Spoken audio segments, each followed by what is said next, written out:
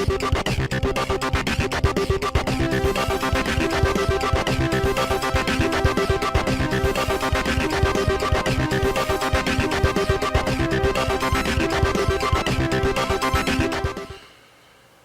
everyone, and welcome to the Cioffi Brothers Podcast. I'm Ken. I'm Alex. And today we're going to be reviewing the Spyro Reignited Trilogy. Now, for those of you who are not initiated, Spyro the Dragon was a trilogy for the original PlayStation. It was created by Insomniac Games, and they're also known for the Ratchet & Clank series. They did Sunset Overdrive, and most recently did the Spider-Man game. Yep. Which they did Resistance. And Resistance, that's the PS3. other one. That's the other one.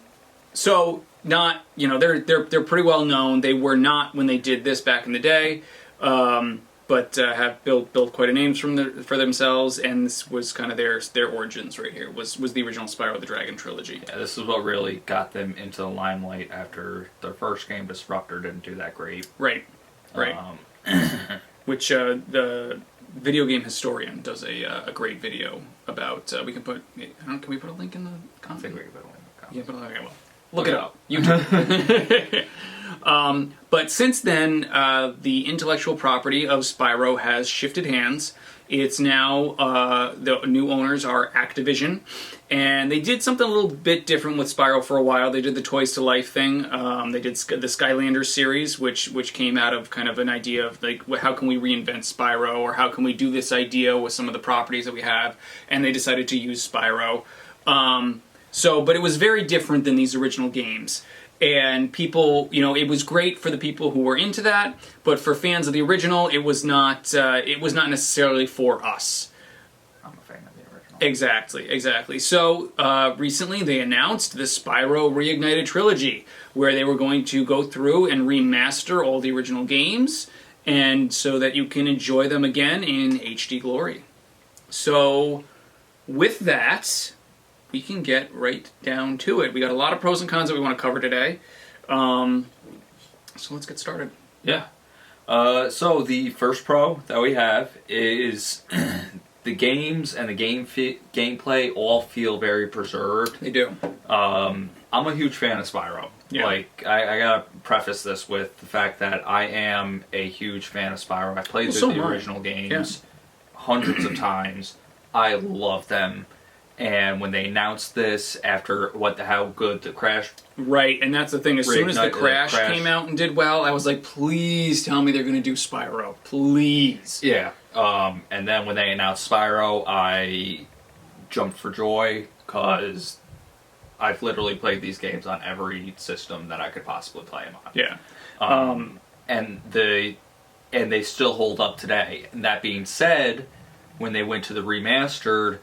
they still hold up. They do. The platforming is solid. The controls are great. Everything just felt very, very good. Nothing felt floaty or and it doesn't feel like it does. It has aged so well. Like with the updated graphics, if you had no knowledge of the original Spyro games, you could come into this and just think this is a great new game.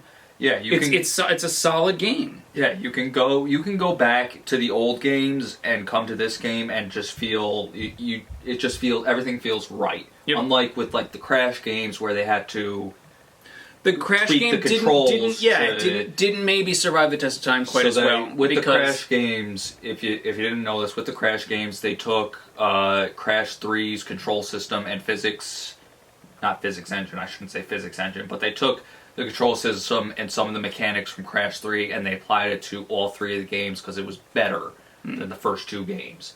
With this, all the games... they just feel right. They do. They just feel right, yeah. So yeah, that's a good one. And I also, grew up with this, and I mean, obviously, because we're brothers and we lived in the same house. But, to me, this might be a sacrilege, but when we got our PlayStation, we had originally asked for an N64. Which, I don't know, we might get some hate for that. You guys I remember asking for a PlayStation because I wanted Tomb Raider. Right. And you said, nah, we'll get Tomb Raider on the computer. Well, in fairness, that's a good argument. Yeah, but I wanted Tomb Raider on the PlayStation. So, but anyway, Mom and Dad, this is a nice little aside, I suppose, for people who care. Our parents went to the store, and they didn't know what they were doing, and they were like, which one should we get? And one of the guys there, I can just see, like, some teenager all like, well, really what you should do is... But anyway, at the time, they said that the PlayStation had more games, or had better graphics, or whatever. So our parents went for this, and the rest is kind of history. So this was my point being is that we didn't have Mario 64. Our cousins had Mario 64, and we loved that. This was a awesome platformer, and honestly, and I love Mario 64, but if this was like really an more than adequate replacement for Mario 64. If we didn't have an N64, this was a really good... In my... what's the word I'm looking for? It's a really good alternative. Yeah. Because I don't want to say replacement, I don't want to say second best, because it's not second best. It is a equal alternative, I would say.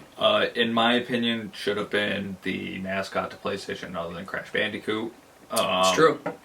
Because these were magnificent games. They were excellent, excellent games. But anyway, we're digressing. Yeah, because we got a lot of stuff to go through.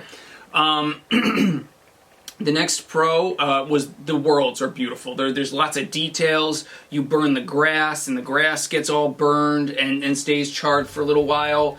There were some of those things that were in the original game, like when you burn the cactuses and you burn the flowers and that, yep. like that, stuff like that in some of the games.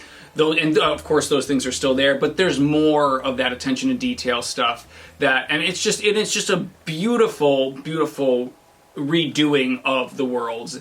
And I will say, when I first saw the announcement trailer for this, I was a little skeptical about some of the visual. I just spit.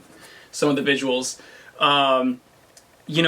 It was not necessarily what I was thinking these worlds were going to look like, but they are so beautifully done. And to Toys for Bob's credit, who did the remaster, they actually heard some of that criticism and did tweak a lot of the different art style and stuff, because they heard people criticizing the way he looked and it looked some of that very stuff. much to me like at first it looked like the Skylanders version of Spyro the Dragon, like the Skylanders art style, but applied to these games. And I'm not knocking that art style, because that's perfectly fine for that game, but it was not this game. So that's why I was kind of a little put off at first. But I will happily say that I think it looks beautiful, and definitely they did a great job. Definitely. This was more of your one of your pros, so I'll let you take that one. Sure, just the indicators. All dragons found, 100% complete. It was present in Spyro 2 and Spyro 3, but they uniformed everything, put it in Spyro 1. Yeah, and it was great. It was super, super helpful to for the first game and to come back, because I remember when I was first playing this and I was like, that's different, that's new, that's great. I'm glad they put that in there. So it was very, very welcome. Yeah, definitely. Again. Yeah, this is another one of mine, and again, kind of to that same effect. So the Sparx gem locator in all the games. So we were talking about it earlier. It was a cheat code in Ripto's Rage, but it was an ability. An ability you could purchase from Moneybags or whatever. No, it was the third ability you got from the Sparx missions. Oh, I'm sorry. In the third game. I know these games. Sorry. Yep. And anyway, they added it into all three of the games as just like a default thing. And what you do is you click the R3 button, one of your joysticks, you click it down, and Sparx will just point to it. And in this game, that's super helpful. I can't tell you when, like back in the day, how many times when we knew we were missing one gem, and we'd just be, you know what it was? The one with the Nana guy up on top of the ground there? That is Stonehill. Stonehill, and how many times we'd just be running around that up area trying to find that one gem that you couldn't find. I just thought it was great that they out of the way, like under a tree. It'd be like tucked behind something, tucked behind a tree, and it would be a little red one gem. And but it was so. I thought that was great. Not that we didn't love that. doing that, but I mean, we did, and there certainly is something to say, like are you making the game too easy on yourself or whatever? Like, you know, part of the challenge is finding that stuff, but there's also a point where you're just like, I got stuff to do. I gotta find the gem. Like, I got stuff to do today. I mean, when I was, you know, 10 years old and I could spend hours on hours looking for one single gem, that's one thing. I got a kid. There's a limited window of playability here. Yeah. So, a nice little, kind of a little thing is the fact that they let you use a couple of different control schemes. Yeah. They have, obviously, analog support, which is, yep, you know, standard nowadays. But back in the day, when the first PlayStation came out and the first models didn't have analog sticks, they did not have analog support until Sony came out with the DualShock model. Yep. You know, you had to use the directional pad. So they left that in for you. You can use the directional pad, go old school. Which is nice. You can go old school and use the directional pad, which is so weird because I can't go back to it. Yeah, it's hard to play a 3D game with directional pad. I mean, but they do make it work. It works just well. Yeah, it does. But it's just not what you're used to nowadays for 3D games. That it feels unusual. But anyway, but it's cool. It's those little things that make it a just kind of nice. Yeah, a nice little thing to say. Hey, we left this in for you. Yep, it's great. So I'll take this next one because it's really mine. So in the first game, Dreamweavers was always my favorite level. And I don't know if it was just because it was just kind of fun and quirky, or if it was also because at the time I had, you know, Dreamweaver from the Wayne's World soundtrack always stuck in my head. But anyway, anytime I go to the world, that's all. That's all I think of, you know. But anyway, I won't sing that even though I really want to right now. But it really benefits from the reimagination. Like it's just a really cool world, and they go through and they redid all the characters, and they're just really neat looking. Like, because it was such a weird world anyway, where you have animals that transform back and forth, and it's just kind of like offbeat and quirky and weird, and it really works well in this game. To an amazing effect. I love what they've done with all the games, but especially, I think the game that benefits the most is the first game. It really does. It really does. They really put a lot of time and effort into it. Yep. And it shows. The levels, the Dreamweaver levels are awesome. Yep. I loved Jacques, the boss. Really kind of frightening. He frightened me as a child, and he was frightening now. So if that means anything, they did a good job. You know, just everything just looks phenomenal. Yeah. Like, I'm playing this on, you know, we both played it on the PS4, regular PS4s, not pros. Yep. I played it on a Slim, he played it on a regular model. I played it on a 55-inch TV. Yep. And it was just like, playing it was like, it was beautiful. Yeah. It was just watch it, you know, the graphics, and it felt like I was a kid again, booting up my PlayStation for the first time, playing Spyro, and thinking, wow, this is incredible. Yeah, and I will say, I actually played a good chunk of this through streaming on the PlayStation, so I would stream it from the PlayStation to my laptop when I was sitting downstairs.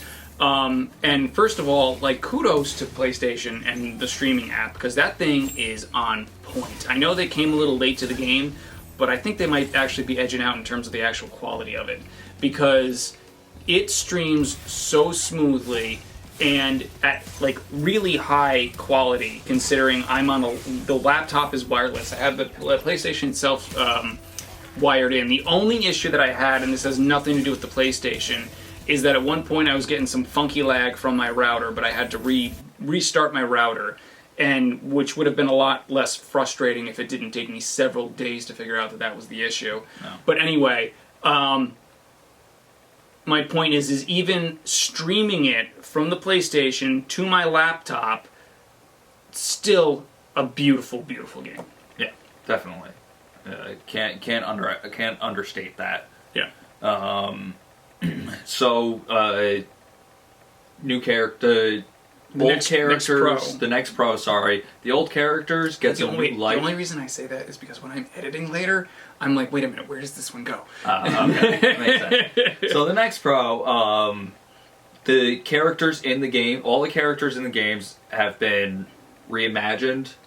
Not reimagined, but they've been given some new life. Not all the characters have been reimagined, but all the characters have obviously been redone to be high quality, or HD. But some characters did get some new life. Get a reimagining. For example, Sheila the kangaroo. In the original game, she was just a kangaroo. Yeah, she's just basically a kangaroo that can talk. Basically a kangaroo model. In the new game... Not anthropomorphized at all, really. No, she was just a kangaroo. In the new game, she gets a haircut. Well, she's got hair now. She's got this mane of like curly red hair. She's got like an explorer's jacket. Yep. Think like Steve Irwin. Yeah, they fit her to her... They fit her to the theme. It was just his birthday. I know. They fit her to the theme of Sheila from the original game and reimagined her. Yep. And they did that with everyone. They really they tweaked some of Ancient Nine's design. Alana, what's the fawn? Alora. She got a redesign which works extremely well. Yep. She looks great. Almost all the characters. There's a lot of jokes actually about the characters getting redesigned. About in 10 years, having a bunch of people at furry conventions because of this game or something. I wasn't gonna go there, but I guess. But that's the thing. Funny. There was a lot of just care put into every character. There really was, yeah. That they took the time to do that for these characters. They could have just, slapped a coat of paint and moved forward. But they put a lot of care into the character designs. Yeah. Yep. Let's see. So this is something... This is the next pro. And this one I really like because I'm a sucker for original music. Right. With Toys for Bob, what they did something cool. They not only took the original music and sort of remastered it and recut it, they actually got this original person to come back in and do a lot of the original tracks. I know they had reached out to a lot of the people on it, but I didn't realize that one. I forget what it... now the name's... That's all right. But what they did is, for people like me who like nostalgia, they threw in the old tracks in there. So you can play the entire game, which I did... play the entire 3 games with the original music from the original trilogy, and that was awesome. Yeah. And I actually played through the game with all the new music, and to me, I really felt like the new music just felt like a more full version of the original. It's like you have the original, which was excellent in its own right, but I mean it's for the PlayStation 1. It's like they went in, the same thing that they did with the game. They just went in and filled in the details. Yeah. Which is really, they did what they did with the visuals, they did with the music. Yeah, and I'm not saying the new music is awesome. The remastered music is awesome, but I'm a sucker for nostalgia. No, I think it's great that they do it. I mean, that's what I loved, even though I wasn't necessarily always a huge Halo fan, but I thought it was cool as heck when you went into the original Halo or when the Halo Anniversary Edition, and you could hit a button and go back to like retro mode. Yes. And same thing with Day of the Tentacle, which we actually talked about in our Day of the Tentacle pod. Yep. They have that retro mode, and you can switch back and forth between the new remastered graphics and the old school stuff. And that's cool. That's a cool way to just to. It's a nice. It is a nice because I'm sure it takes up space on the disc. Yeah. And B, I'm sure it's an effort to implement that toggle.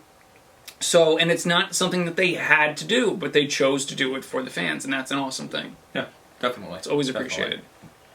So for the next pro, they put in skill points for the first game. They did. So for those of you who don't know, within the game, within the second and the third game, there's a thing called skill points. And what they were is they were kind of like hidden feats that you could perform, and they're almost like the achievements or trophies of the PlayStation 1 era. So what would happen if you like burn down all the tulips in a specific level, you would all of a sudden something would pop up and say skill point earned, and you get a life. You get a bonus life. You get a bonus life, and I know in these games they have a list. And I don't know, do they have the list in the remasters they have a list. In the original games did they have it all listed out? Original games they did end up, as soon as you got a few in the second game, they started listing them out. Mm-hmm. In the third game there was an actual page saying skill points that listed them out. Right. They just listed them out as you got them. Right. Unlike this, which showed you what you had to do to get it. Because I remember, do you remember? Printing out pages saying this is what you need to do to get whatever skill point.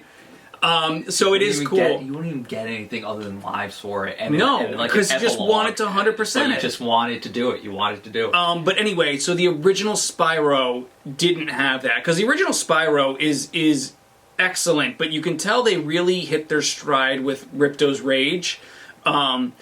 And there's a lot of things that they added in it that became kind of a part of the series that the original one didn't have. And one of those is skill points. So they went back into the original game and created skill points for the original game, like based in the same kind of style and sense of humor of the original games. Yeah, and it was cool. And being a long time pretty hardcore Spyro fan, I've gotten all the skill points for these games, and all of a sudden, boom, you got skill points for the first game, and I'm like, this is new. It's awesome. This is cool. Yeah. I'm on board with this. Yeah. And, I got all the skill points for it. I'm like, that was cool. They uniformed a lot of stuff, which I liked. Yes. Yeah, it was nice, because, it's a fine line where they could go in and try to create uniformity and take away from the original game, but I don't think they did that. I think everything they did was really in the effort of making things feel cohesive and just make it better.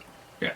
Yep, definitely. So our very last pro here is they kept a lot of the old cheat codes. Well, they integrated a lot of the old cheat codes. So there's a cheat code where you can change Spyro's color. So you can change him from purple to green to blue, red, all blue, the colors. Yeah, yellow, all the colors. Tons of different colors. And what's actually really nice is that in the original game, what it looked like was more of an opacity layer on the model. But in the remastered, it's really a full-on color change. Now, keep in mind, the color change was those cheats were only for the second game and the third game. First game did not have those cheats. Right. Back in the day. So other ones are like big head and small head, sunglasses. But, that's the thing. Not only did they keep the cheats, they added new ones. And sunglasses, there's a bunch of different ones. Well, there's also a retro Spyro mode, it's not exactly the original model. It's more of a flattened, polygoned version of the one that they're using in this game. But still, the effort is there, and it's such a nice touch. But cheat codes. Although I kind of really wish, and I know I'm being super nitpicky and super greedy. I kind of wish they had like a switch like in Halo where you could go all retro with it. Because they think you get the retro music, they got the cheat code for the retro Spyro. I know it would have been so much work, but it would have been so nice. But either which way, I'm very grateful for everything that we had. Yes. So with the pros comes the cons. And we have kind of a long list, but it's super nitpicky. It is. We're really so happy with this game, but we would be remiss if we did not at least talk about things that we were maybe not as thrilled with. Yeah.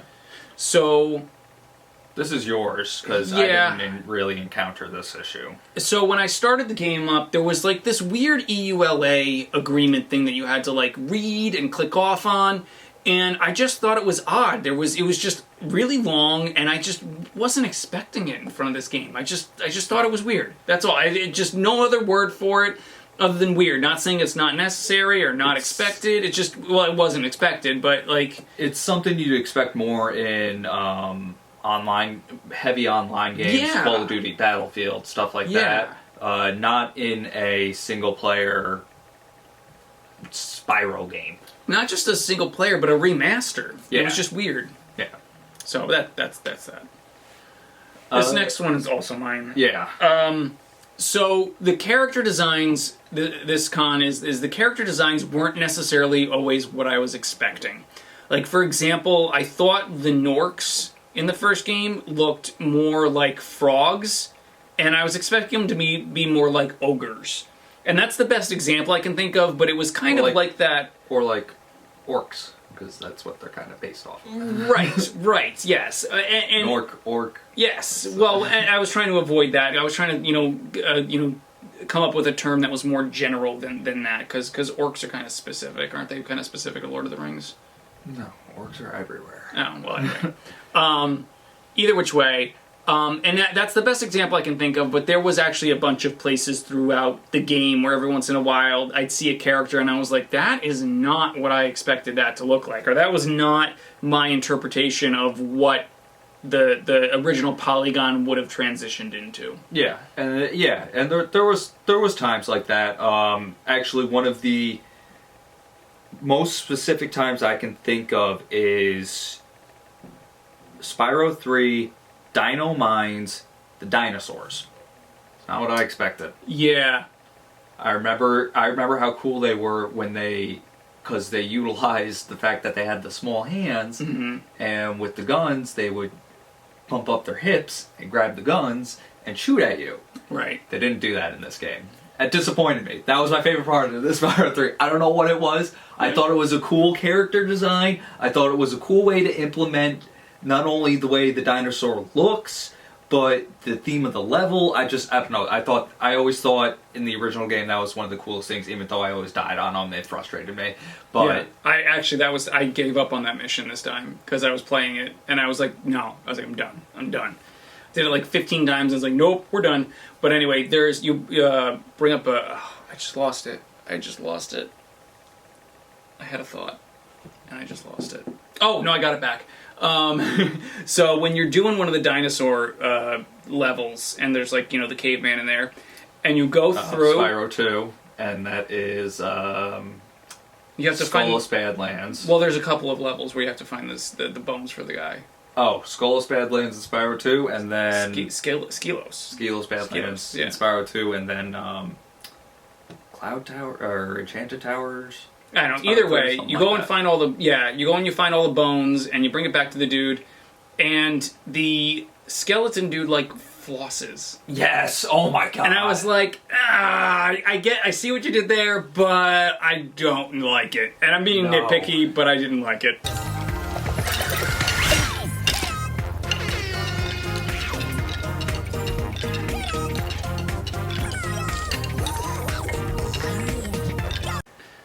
But anyway, maybe it's just because we're old. I am. I know it is because I'm old. Absolutely, 100% because I'm old. But anyway, I'll let you take this one, even though this is also kind of it was missing a lot of the original voice actors that made the first game so great. Yeah, and especially it perpetuated into the other games as well. Yes. Because I don't think. Well, let's start here. The first game. Clancy Brown did a lot of the voices of the dragons in the original game, and he did not come back at all in any way, shape, or form. The voice of Spyro in the original game was the voice of Rocco from Rocco's Modern Life. And it's such a distinctive voice in the game, and you really expect, when that first time you free that first dragon, and he goes, "Where's Nasty Nork?" It was kind of that prepubescent sort of. It was such a distinctive voice, and now and in these other games, it's voiced by Spyro is voiced by Tom Kenny, who is also the voice of everything, SpongeBob. SpongeBob SquarePants is his most famous. The ice wizard in what's the name of the Ice King in Adventure Time, and a whole bunch of other stuff. And he does the voice of the Professor in this as well. And he was the original voice in these games, and he's the one who came and of Spyro. In the second and the third game, yes. So basically, they had Tom Kenny come in and just do the voice of Spyro for all of them, all three games, for the sake of consistency, which I certainly understand, but there's just something about that first dragon, and he comes in and goes, "Where's Nasty Nork?" And it's just he's got that, and it's just such, to me, such a part of the original game that you feel, and Clancy Brown. that for those two voices specifically to be missing, it just makes me very sad. Now, What about Nasty Nork?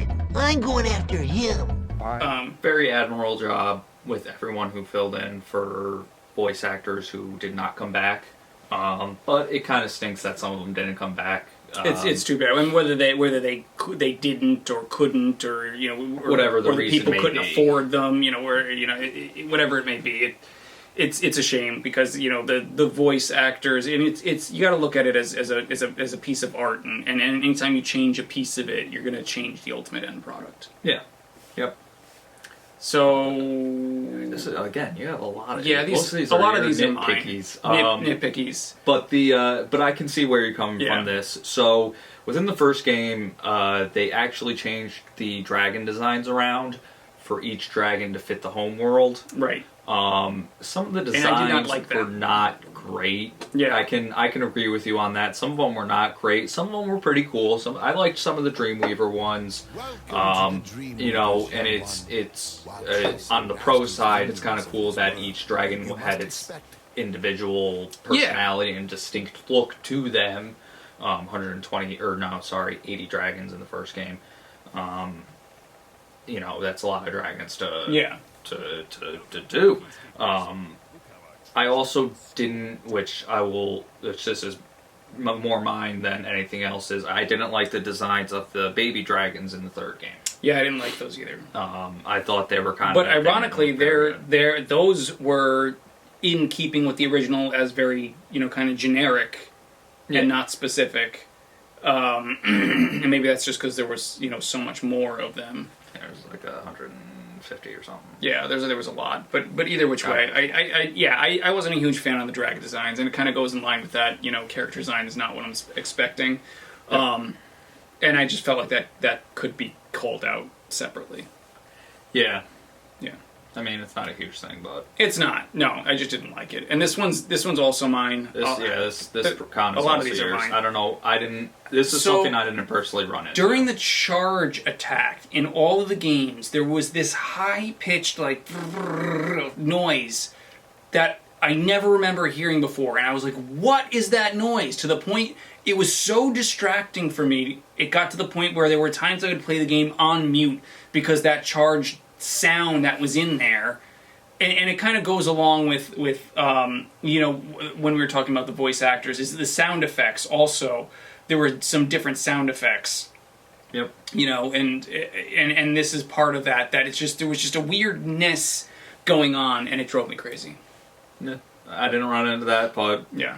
I mean, again, you ran into this, didn't run into any issues with Spyro 3, but a weird collision with the eggs. Yeah, weird collision detection with the eggs. There were times I'd be right on top of the eggs, and like literally standing on top of them, or falling on top of them, because you could even stand right on top of them, and it would not detect that you were there to collect the egg, and it just so you finally had to run around it a couple times before you'd finally have it find you. Pick it up. Yep.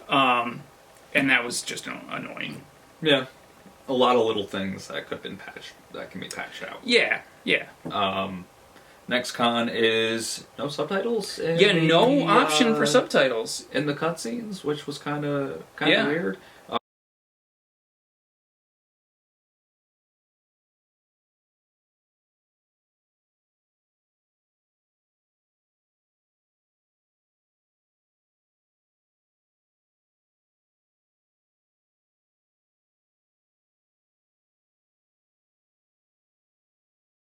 It's really not. It's a bigger issue for Spyro 1 because there's no subtitles for the dragons, right? So any sort of hints or anything like that. Yep. Spyro 2 and 3, it's mitigated a little bit because only major cutscenes don't have a little word, a text don't box. have a text box.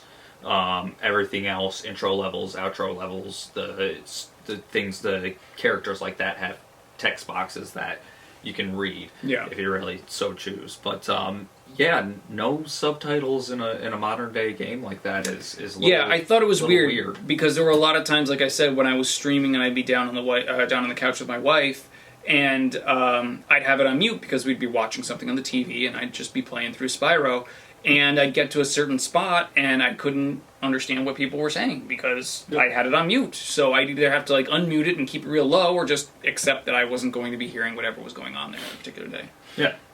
Not that any of the stuff was life changing, but it's, no, it's you still want to hear it. It's quality of life stuff. This one is both of ours. Yep. But this has it's so to be nitpicky. said. But it is so nitpicky. It's so nitpicky. But it's they fixed all the crazy glitches that you can all the do. fun old glitches. All the fun old glitches. And the most prominent one, which is probably the only one that we actually knew about as kids or played around with as kids, was in the Breeze Harbor level. You go to a certain part of the water and you dive just as you're like at a step, and what it is it throws you out of alignment with the water, and you can end up like swimming around the whole level as if you're like flying around it. And I think you can actually, if you touched something, you would like freeze up the game. And then, yeah. But it was still so much fun to do that. Cool. Because you could like swim up really high and swim really low and just get an idea for like, I mean, especially at the time, and I think it really helps inform, my appreciation and desire to be in video games. I mean, not that I am, but, just the whole, you get to see kind of how they did certain things because you're seeing things that they didn't expect you to see. Exactly. So you kind of understand how the levels were laid out a little bit better, or why they made certain choices that they did, and you can see different things connected that you didn't know were connected. And it was just, and not that I would have ever expected them to have put it in, but it's a shame that it's not there because it was in the old games, and to us it's such a part of the original games. There are people who have found other glitches. I haven't looked into it. It's not the same, Alex. It's not the same. It's not the same. But I mean, going back, I want to swim in the air. I want to swim in the air. I do. And there's a lot of places, going back and replaying the original games. There's a ton of places you can swim in the air. But it's again nitpicky. Yeah. Wouldn't expect it to be in the game. No. But would be nice. We're just grasping at straws at this point. Yeah. Now this last one, our very last con, is that this game felt very close to being a reimagining because of a lot of the changes that they made. They had a lot of different, they changed a lot of the voice actors and stuff like that. They changed a lot of the character designs. So the way I worded it is that I felt it was very close to being a reimagining, but there was not enough new to call it a reimagining. So it's very different from the originals in a lot of ways, but is not different enough to be a full reimagining, but not close enough to be just a straight HD transfer. It's like it's straddling this line, and and it's not like the closest thing I can equate it to is like the Ratchet and Clank, the reimagined version of the first game that they actually released on the PlayStation 4. That to me really was a reimagining, even though there was a lot of the exact same levels. They changed some of the plot points. They introduced different characters. There was a lot of new to go with the reimagined old, exactly. Whereas in this case, other than a couple of things that we pointed out with Spyro 1, they really didn't add anything into 2 or 3. No. So, so that's what I would say. It's very close to being a reimagining, but not enough to really call it that. And too much has changed to necessarily say that it's just a straight HD remake. Yeah. At least in my mind. I know a lot of people would just say this is just a straight HD remake, but I think a lot has changed. I mean, they didn't, the fact they came in and they re-recorded all the dialogue for the game. Yeah. For all 3 of the games. Yeah. Re-recorded all the, that to me is more of a reimagining, because if it was just an HD transfer, you just create HD models and take all the old audio and plug it in. Yeah, and that takes considerably less effort than doing what they did. Right. I mean, there could be rights issues with the voice actors, and I mean, I'm sure Clancy Brown's probably asking for a pretty penny, and they were probably like, this is an HD remake of a game that we didn't make to begin with, so thanks, Clancy, but we're not going to pay you that money. Yeah. I guess, that's one of my only cons, is the fact that I sat down, I booted up the game, I played through all 3 games, straight. I was glued to my TV for a week. Mm-hmm. So I played through all of these, and I came out of it, as I finished the last game, and 100%ed everything, and I came out of it. Yes, I was happy. The games were fun, and they still are fun. But it's like, well, there was nothing new. Yeah, I kind of wished, and I know you walk the line of, why are you adding in garbage to this game? It was perfect as it is, versus, like wanting them to add something more. But I feel like they could have done a little something more. At the end of Spyro 2, you get like the fireball power up. Maybe if you 100% all the games, you can use that in all the games or something like that. Yeah, like that was something like that would have been neat. What I would have really liked to have seen is in all the games, there's, for getting 100% everything, there's something you get. What's a special level? I think in all of them. Spyro 2 is the only one where you get the fireball for 100%ing everything. I would have liked to see that, but I would have liked to see a little bit more put into Spyro 1 to something more other than the Nasty's loot level. Mm-hmm. I would have liked to have seen like another end game level. Well, what would have been nice is that even though this was just an HD remake, what would have been nice is if you had 100%ed all the games, if there was a special level for you that they make that was just a new level that you've never seen before. Like they did with Crash Bandicoot, where they made Future Tense was a totally original level by Vicarious Visions that they put in as free DLC. I'd love to see that with this. I would too. I think that would be something. I mean, not that I think you're getting shortchanged in this game in any way, shape, or form, but or in this trilogy, Reignited Trilogy. But it would have been. I half expected it, and it would have been nice. Yeah, would have been cool. So after all that blustering, I think that we have gotten down to our grades. Yep. So you want to go first? Or you want me to go first? I'll go first. Do you go? Do I go? Who talks first?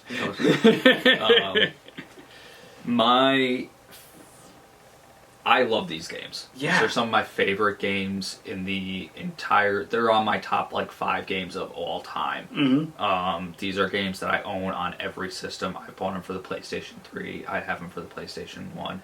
And I picked this up day one when it came out. This is an A. Yep. Solid A.